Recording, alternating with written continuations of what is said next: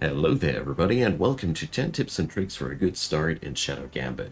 In this video, I'm going to talk about various things that will help you out when you're new to this game, and it's all about getting into the game mechanics and getting the most out of it in this video. So without further ado, let's get started with number 1. Time is, in this game, mostly real time. There's two differences. For one, if you hold down X, you can let the time pass faster.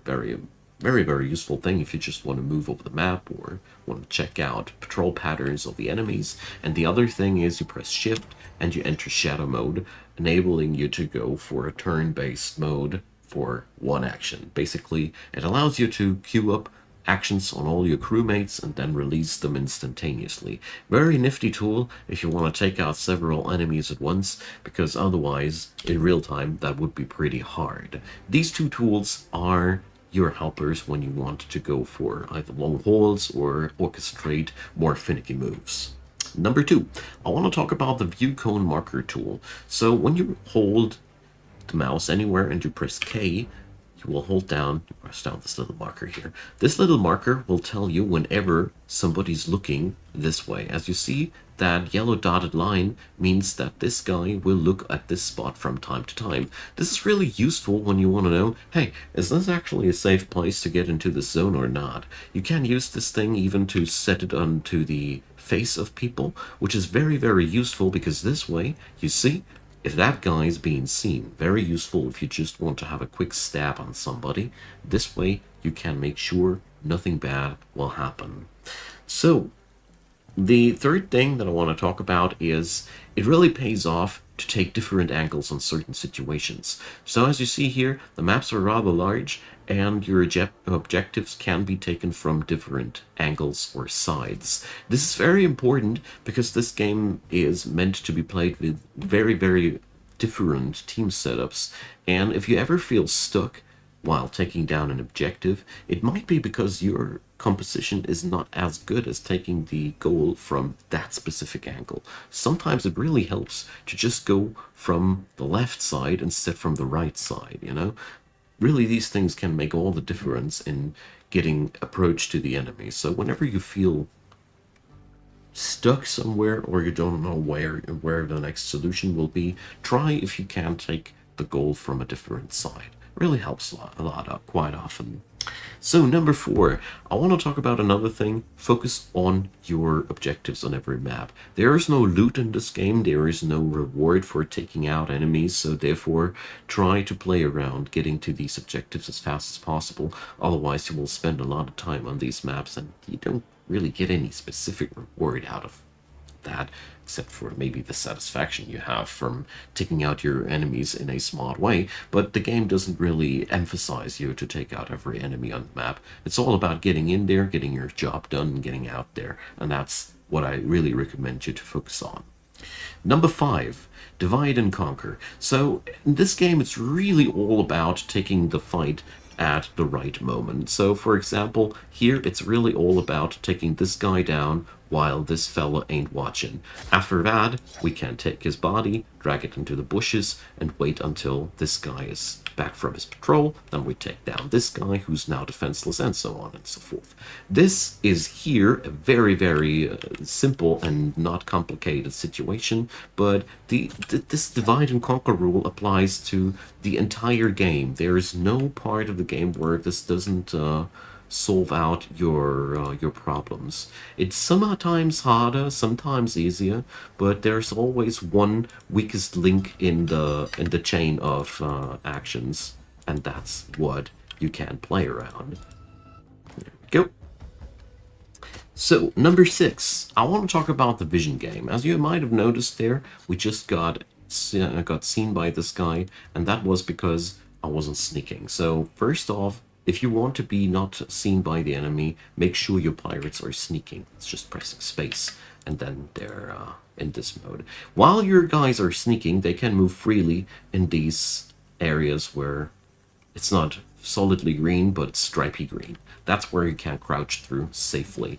The other thing about vision in this game isn't so far interesting. As you might see, Larger things obstruct the vision of the guy. He cannot see beyond the bush because the bush obstructs his vision. There are several ways of manipulating this or utilizing this. There's characters that can spawn entire bushes. There's characters that can attract the enemy or lower their vision sight.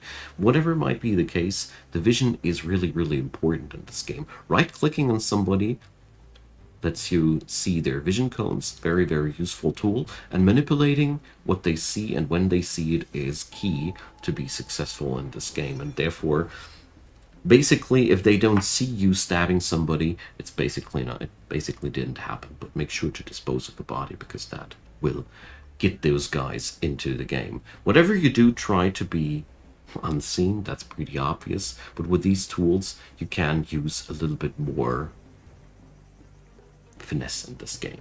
So, number 7, I want to talk about another little thing. If you press H, that's the highlight tool.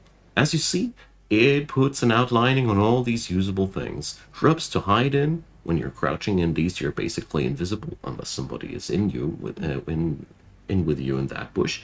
And all other interactable things get highlighted by this. I find this pretty invaluable because quite often, due to the various angles and perspective challenges here, sometimes you just miss that ladder. This one is a perfect example. You barely don't notice it here, all the shimmers and all, but this is a very, very useful thing, and I highly recommend it for you if you want to get a little bit of better overview. It even highlights somebody sometimes if there's loot like the pistol ammo here.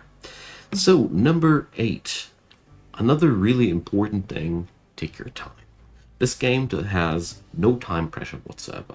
You can spend as much time as you want on a map. As long as your people stay hidden, there is not really any downside of waiting. You can just watch where these guys are going, how they're going, where they're making their pauses, and this is really a way to break the enemy fortresses.